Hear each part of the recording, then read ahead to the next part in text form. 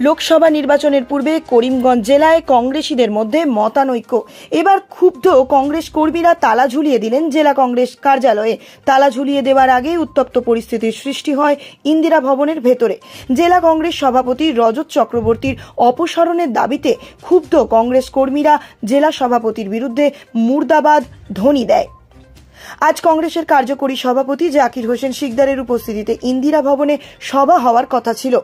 নির্দিষ্ট সময়ে কার্যালয়ে উপস্থিত হয়েছিল বহু কংগ্রেস কর্মী, কিন্তু 1.5 ঘন্টা পরেও জেলা সভাপতি রজত চক্রবর্তীর কার্যালয়ে উপস্থিত না হওয়াতে পরিস্থিতি চরম উত্তপ্ত হয়ে ওঠে। একসময় ক্ষুব্ধ কংগ্রেস কর্মীরা তালা ঝুলিয়ে দেয় কংগ্রেস ভবনে।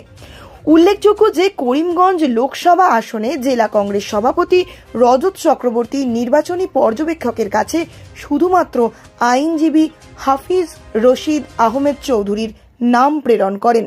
এরপর থেকেই কংগ্রেসের অন্দরে ক্ষোভের পারদ চড়ছে। ব্যুরো রিপোর্ট, নিউজ অবিকল।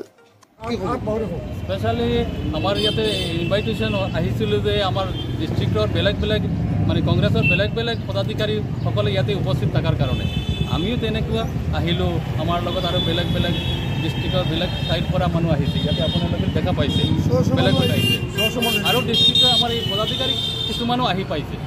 কিন্তু অহাৰ পাছতো এতিয়ালৈকে আমাৰ প্ৰেচিডেণ্ট মানে জিলা সভাপতি এতিয়ালৈকে অহা নাই। আমি তেখেতৰ কাৰণে 1.5 ঘণ্টা মান থিয় হলো। তাৰপিছত গম পালোঁ যে আজি মিটিংটো কেঞ্চেল কৰিছে।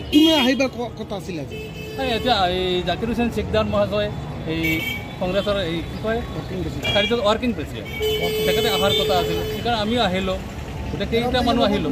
কিন্তু তেখেতৰ মানে ৰেছপনচিবিলিটি নাই। মানে তেখেতৰ কংগ্ৰেছৰ লগত যে এটা ৰেছপনচিবিলিটি আছে, এটা জিলা সভাপতিৰ এটা ৰেছপনচিবিলিটি আছে, একো নাই। দেখা গৈছে আপোনাৰ ইয়াতে বহু কেইজন মানুহ কৈছে বিজেপি দল বুলি ক'লে। হ'ব পাৰে এনেকুৱা এমান যে এই ৰেছপনচিবল টাইম পাৰ্লিয়ামেণ্টাৰী ইলেকশ্যনৰ টাইমত কেণ্ডিডেটবিলাক চিলেকশ্যন চলি আছে, এনেকুৱা টাইমত যদি মিটিং পাতি আৰু সি নাথাকে তেনেহ'লে এইটো কি ক'ব পাৰে? আজি যিহেতু ইয়াতে তালা ঝুলানো হৈছে, কেতিয়া চাবি দিয়া হ'ব নেকি তেখেতক? চাবি তেখেতক কি নহয়, এইটোতো মানে বেলেগ কিবা ছেক্ৰেটাৰীবিলাক আছে, তেখেতে ল'ব।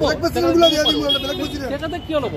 তেখেতৰ এইটো নৈতিক কোনোবা এই ৰেছপনচিবিলিটি নাই সেইটো লোৱাৰ, চাবিটো লোৱাৰ। আপোনাৰ কংগ্ৰেছ হিচাপে ইয়াতে উপস্থিত হৈছে, কি বিচাৰিছে? ৰজত চক্ৰৱৰ্তী সভাপতি নালাগে, এনেকুৱা সভাপতি নালাগে আমালোকৰ। আপোনাৰ শীৰ্ষ কংগ্ৰেছৰ শীৰ্ষ নেতাসকলক উদ্দেশ্য কি ক'ব? আমি তেনেকুৱা এটা মেছেজ দিব বিচাৰিছোঁ যে এনেকুৱা এটা প্ৰেচিডেণ্ট থাকিলে হয় নেকি?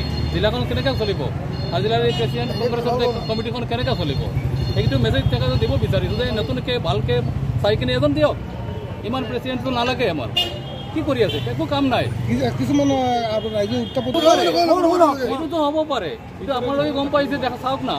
কমলাক এই গৈছে, তেখেতৰ এইটো ব্যক্তিগত ব্যাপাৰ, আমাৰ একো কথা ক'ব নাই। যিহেতু সি কংগ্ৰেছৰ আছিলোঁ, এতিয়ালৈকে কংগ্ৰেছত আছে, কিন্তু মই বিচাৰোঁ যে তেখেতৰ কংগ্ৰেছ থকাৰ কোনো অধিকাৰ নাই।